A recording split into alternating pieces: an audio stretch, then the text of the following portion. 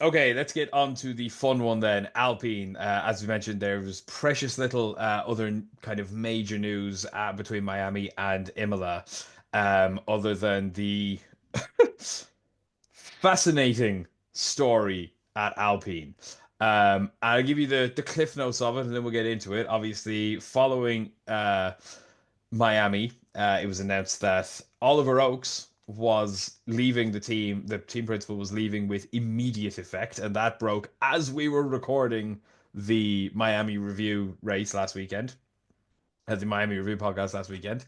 Um, the following morning, then, I believe it was Wednesday morning, it was announced that Jack Doohan had been dropped and Franco Colapinto was going to be taking his seat. This was heavily rumored, and some of Franco's sponsors actually leaked that weeks ago. So this was not a reaction to Doohan's pretty shocking Miami weekend. Anyway, this was actually their plan from a while ago that Franco would get the drive from Imola because basically his backers have said to Alpine, we're going to give you a lot of money, but he needs to drive the car properly. And there's no two ways about that. So, I mean, nobody with half a brain saw Franco Colapinto coming into that Alpine team and not driving very soon. It was then announced that Flavio Briatore is technically back as the team principal, though he hasn't used that language. He will just oversee team operations, which is what the team principal does. But anyway, it then got even weirder with the story that Oliver Oakes and Flavio Briatore said that his stepping in had absolutely nothing to do with Colapinto. It was just the most spectacularly odd timing ever.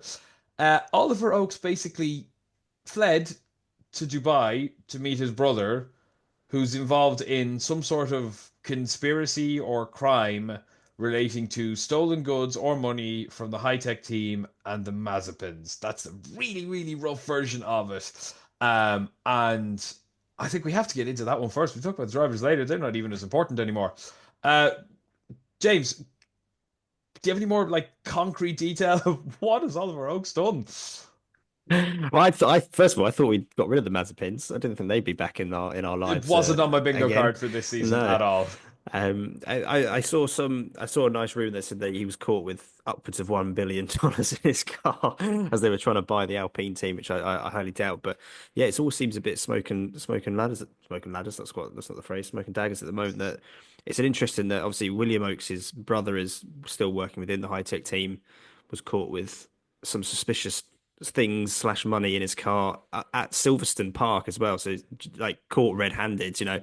Um, so that was quite interesting. And then they both now fled. I don't know because I think William was arrested, wasn't he? And they obviously let out. Um, And and fled to then Dubai. fled to Dubai, which is always a non-suspicious move. Let's get immediately out of the country because I've done nothing wrong. So To somewhere we can't be extradited from. yes, so Hey, I'm looking forward to hearing more. I'll quickly What you jump in. So the brother William has been remanded in custody. demanded? So Oliver's actually went, oh, bleep, and left. So that's a wee bit worse. I think it doesn't. The optics aren't Okay. great. So reading So here is on William Sky, still in custody? Is that what they're yeah. saying? So basically he got arrested. He was transferring criminal property on Friday, the 2nd of May, when he stopped at Silverstone Park with a large amount of cash, possession of a large amount of cash. He appeared in Northampton Magistrates Courts on Saturday, the 3rd of May, and was remanded in custody. As far as I can see, he's not been released since. However, the brother has got on a plane and went to Dubai and left his very well paid job at Alpine. Hmm. We did question that. Why he's what 36, Ollie Oaks or something like that. He's literally Yeah, 37, yeah, 30, 36. literally only 5 years older than me, and I'm in no shape to be running a Formula One team, even one as piss stupid as Alpine at the moment. Um, and we did think it was suspicious, even with Flavio Briatore coming in and making decisions about the drivers. That at 37, you do not up and leave, even a shit show that Alpine is as team principal just because you disagree with the driver change. It just doesn't happen. No, no, you don't get that opportunity to go from F2 to F1 manager straight away. Not even like brought in as like a race director or like a race engineer, something like that. Straight in as team principal from Formula Two team. Um, yeah, we were suspicious that something else had happened, but it's a laundry list of ludicrous. Just it's so Alpine. It couldn't be worse. And we had the list of like who's left the team since 2016. I will just get that because I If you have it have that, here. yes, please. Yes. And Wait. they are a I mean, I feel like I say this every bloody week now, but it's not a funny joke anymore. It hasn't been for a while, if I'm being completely honest. But Hmm. it's a total joke. Oscar Piastri has officially scored more points in his Formula One career than Alpine have ever. I bet he's chuffed with his decision as well. The happiest I man in bet the he was like, whole, thank God, thank God he didn't sign that the contract. happiest man. Like imagine like we would have lost Oscar Piastri from potentially this year's world champion was very nearly probably not in the sport just because of how much of a joke that team is. Have you got it there, Coops? I do. So Oliver Oaks, we're making assumptions that he's left because of his brother William Oaks. However, there could also be an argument that he felt that his position was untenable due to the fact of Briatore and Colapinto coming in and things like that. And it was basically like the sponsors said he's coming in, so he's coming in regardless. That's good and So balanced. You can have a job in the BBC now. Yeah. did we tell you that? So Oliver Oaks is added to the list. So here we go. Senior advisors, we have Sarah Beatable, we have Marcin Badowski, Alain Prost, Lauren Rossi, Otmar Snafner, Bruno Famin, and Oliver Oaks have all left. I'm not finished. Respected paddock figures like Pat Fry, Matt Harmon, and Alan Permain have also departed. That's not that long a time for It's like all of them Watford. to go. Yeah. And Uh, then drivers. and for drivers, the shambolic way that they dealt with Ocon after Monaco basically sacked him, but he was still in the car, and then they let him go. Was it a couple of races before the end of the season or But something? They yeah, were like, the last aye, after Qatar, yeah. yeah, they just were like, in you go, crack on. Fernando Uh, Alonso decided he wanted nothing to do with them. Yeah. Esteban Again, I Ocon is mean, probably the happiest man in the world to have been fired last year.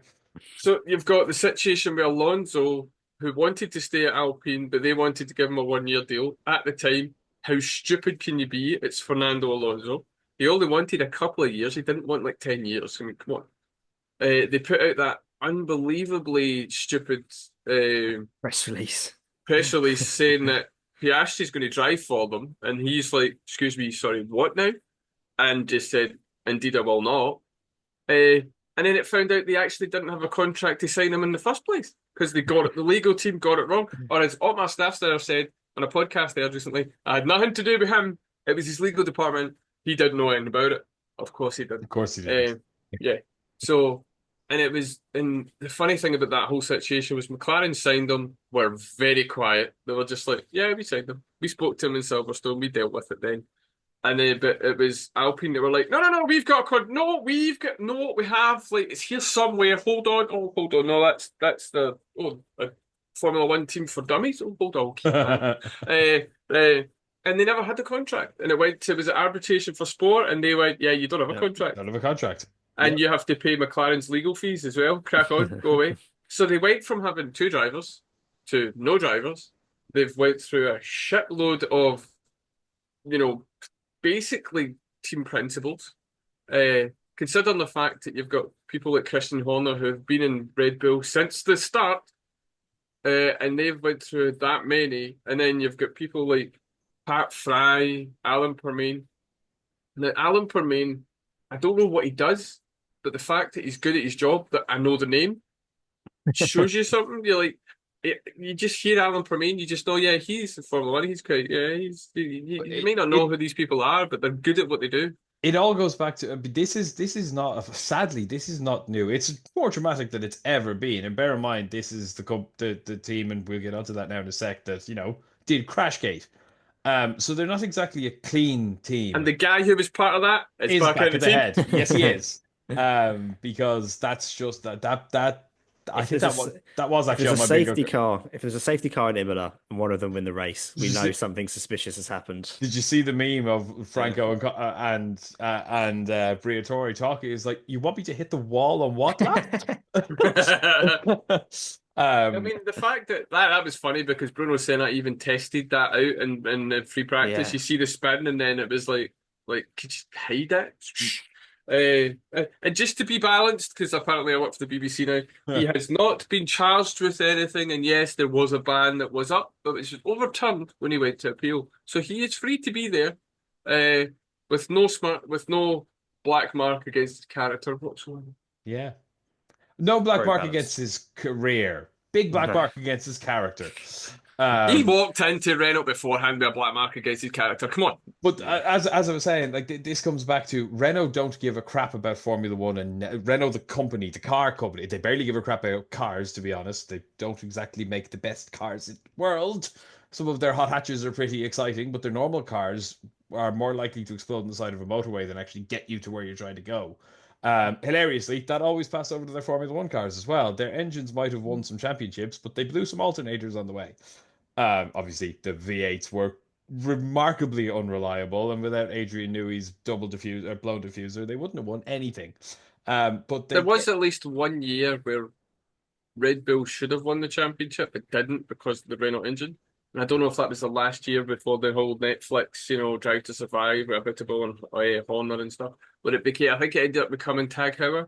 But it was pretty oh, much agreed with 2018, it was pretty much agreed within the paddock that the car itself was the best car on the grid, but the engine was a piece of something. and they didn't want a Um, Renault badge on it. yeah, well, no, I mean the fact that they lost the championship was because basically it was because of the Renault power unit. Well, it's Uh, why they fell apart. But if you look back in their history, and I don't have this on paper in front of me, I'm just going off a memory of this, so excuse me if I get them wrong. But they won the championships in 2005 and 2006, lost their star driver to McLaren. Um, for 2007. He came back in 2008 and they did Crashgate. and he won And that race. he did win that race. If for some reason you're listening to this podcast and you don't know what Crashgate is, one, are you four? And two, where have you been? Because everybody should know what Crashgate is. If you don't, I urge you to look it up because it's arguably one of the most important moments in Formula One history in terms of controversy.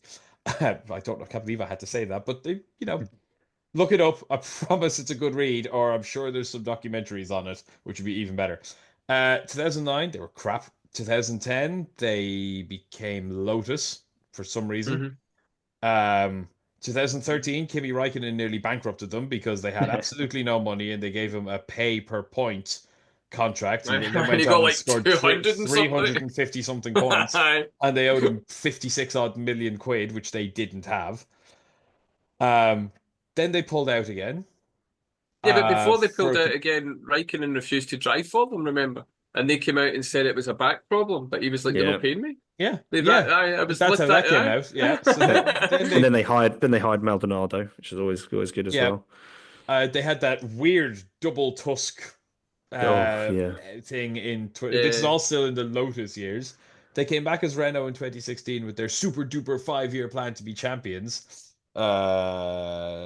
Nope, they haven't done it yet. It's been 9 years. Ah, And but then they keep resetting that. oh, they do, yeah. So it's Yeah, no, every time they change the livery or something, they yeah. went, no, 5 years from now. No, oh, wait a minute, sorry, now.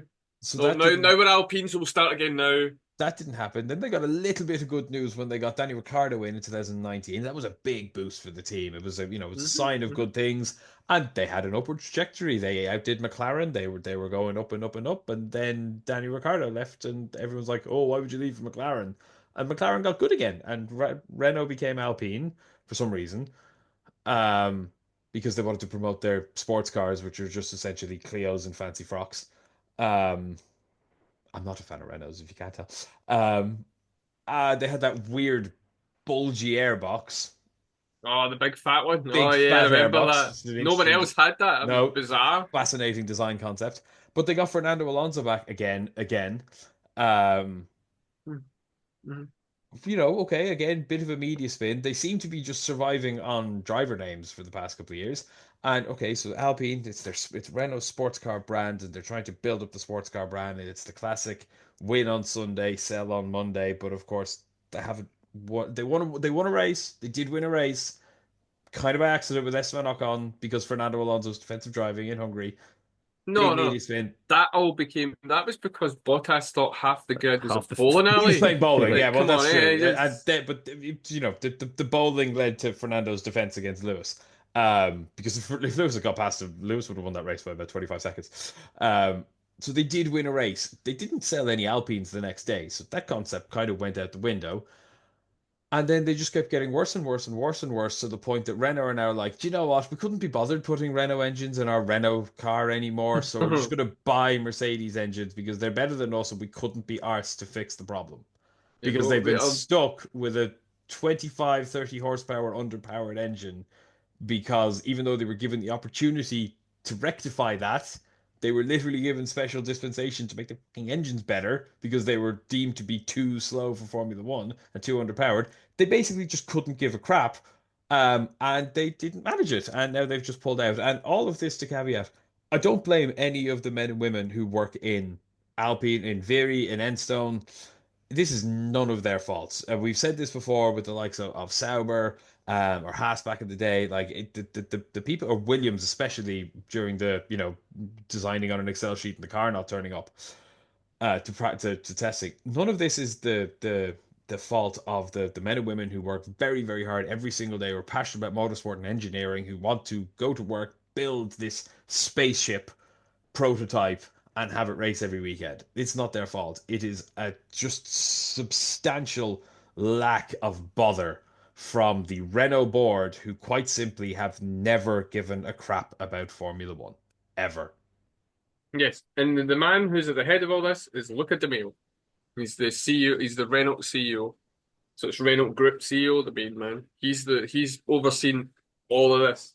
The fact, and I think it was another the race.com. I was listening to a podcast about this stuff a while ago, and basically they're in the agreement that getting rid of the engine department, the power unit department, is because they're getting ready to sell the team. The team's not going to be Alpine soon enough, whether it be next year or the year after, because they've got some pretty decent investors from what Big they said. investors. Big investors, big celebrity people. I mean, it's that Deadpool Ryan Ryan Reynolds. Reynolds. He's buying everything or anything he can think of Which because again he's was got too much money. which is another potential great news story for them. Ryan Reynolds comes in, he goes, "Look what I've done with Wrexham, who are now up into they've been promoted 3 years in a row." And you think, "Oh, wow, amazing! Like, is Ryan Reynolds going to, turn Alpine around?" Obviously not. But again, they spun that as a good news story. Their media people must be paid pretty well, like their PR people, because my God, they're the busiest people in the whole world. Well, yeah, because they're the meme. They're that meme when you walk into the room with your pizzas and the place is falling to bits and there's fire everywhere. That's them. That's the Alpine PR team. Yeah, it's Literally. fine. Don't worry about So it.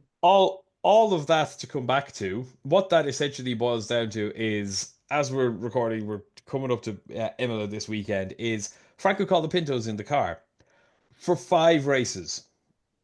James, why? Yeah, it seems a bit of a strange move. I think it's probably them trying to save a bit of face by saying, "Well, we gave Doohan 6 races. Let's give Colapinto an equal, like a similar amount of races to try and prove himself," rather than saying, "Do you know, we're just going to stick the kid in for the rest of the year rather than only giving one of them 6 races." It's an interesting one. It felt like, unfortunately for Jack Doohan, it felt inevitable that as soon as they signed Colapinto, he was going to be in that car at some point, and Jack Doohan would have to done an incredible job. So I also not feel bad for Colapinto because I think he's a decent driver, but who knows what it's a little bit like the Red Bull move. Like, it's not going to help either driver. You doing this mid-season, stick him in late, see what happens. It's bizarre, but I think it's obviously it's a bit of a reaction. They get the money in, going to get the driver and see what happens. But 5 races, I think he will stay there for the season. I don't see them doing back in, so this flip flopping could be. Mm-mm. Where do you stop? They just did the whole season, but 5 race stints. That seems insane. Yeah, But I don't see that. It's more likely that Paul Aaron will get a job in Silverstone. well, Yeah, it's not a bad that's what shout, actually. that's what I was just going to say. Like, if they're saying they're doing it from comparison, then the next 5 races after Colapinto need to be Paul Aaron Hmm. because you're not putting Doohan back in the car. Doesn't matter what happens, you can't put him back in. Now you've kind of made your bed, so you either have to do that with Colapinto, get the money off the sponsors, put him back into the reserves, because remember, Doohan's still employed by them. Hmm. He's the reserve driver and doing the sim work. I'd be raging, but fine. They have Uh, they have 4 reserve drivers, officially. Even Franco that's too Colapinto, many. way too many. When you think that like McLaren, Mercedes, Williams, and Alpine share one. It's Valtteri Bottas, and he's just ticking off side quests, going and testing all of those Mercedes-powered cars this year. They've got Franco it's Colapinto, who's now their driver. Sorry, it's what? one of them's left to go and be the reserve driver for half. Yeah, Rio Harikawa, I Aye. believe. So he, So he was there. He's gone. Kush Miney apparently is on their books as uh well, Interesting. Mm. which is interesting. And Jack Doohan, but even assuming that Harakawa, if he's still there, that's four drivers. To give them 5 races each, they still won't make the end of the bloody season. They'll have to put Jack Doohan back in at the Back end of the in. season again, or sign someone new. And oh, it's just bizarre. So, Yeah. Rio Hakara moved To to Alpine Haas, from didn't he? no, he moved from McLaren. Um, I think he's still there. Uh, I thought he, wasn't there a he, reserve driver that drove for two different teams in yeah, consecutive no, practice sessions? yeah, that was him because Wasn't that he like Alpine tested then a for Haas or Haas. something? Yeah, he Yeah. tested for Haas. sorry, the other one on that who's not on that list right there is Paul Aaron, of course, Yeah. He's probably the better driver, actually. who is the better driver. Yeah, he's Yeah. quite a good driver. Now he's been in F2 for a while now though. He hasn't exactly blown it up. He's an okay driver, but I don't think, of all of them, I suppose none of them really have. Franco Colapinto's a good driver, and he won in Imola last year, I think. Yeah, he won in Imola last year in Formula Two. Uh, Bashing Paul Aaron out of the way, if I remember that one correctly. Little bit of argy bargy into turn one, up and over the curbs. So that's interesting that the two of them are stablemates now. Jack Doohan, we already talked about him. Rio Harakawa, I'll be perfectly honest, I know virtually nothing about. And Kush Miney, I rate as one of the worst drivers in Formula 2. So he might know quite a lot about, and he's rubbish by Formula 2 standards, so it's weird. He's probably the only one who was like, oh, I'll take an Alpine reserve thing because, I've nothing else, and nobody else wants to touch them with a 10-foot barge pole. Because why would they? But Yeah. the question then, of course, becomes, this has probably ruined Jack Doohan's career, whatever about the Red Bull seat being poisoned. This is worse because at least in the Red Bull seat, you're going up against Max Verstappen and you have sort of the get out of jail free card of he's Max Verstappen, I'm not Max Verstappen. In this, okay, Pierre Gasly's a good driver, but he is not Max Verstappen. You can't put a driver in, ruin his career, and say, yeah, but he was beaten by Pierre Gasly. With all respect to Pierre Gasly, it doesn't have the same weight as, oh, but he was absolutely destroyed by Max Verstappen. Not the same thing.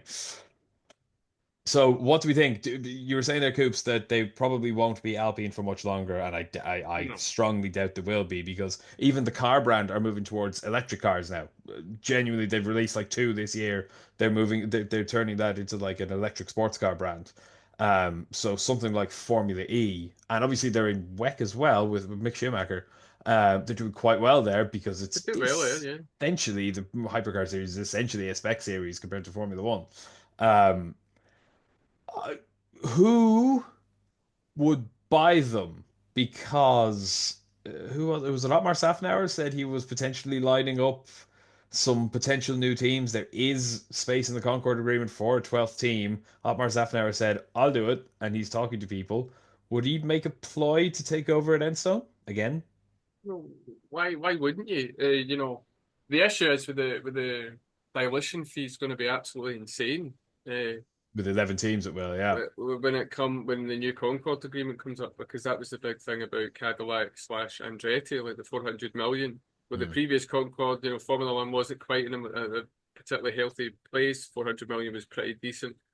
You know, Alpine, who aren't a particularly great team, are valued almost around $1 million, a I think billion dollars, I I, should say. I think it's Uh, officially like 1.2 for Alpine or something like that. yeah, so they're Crazy. not.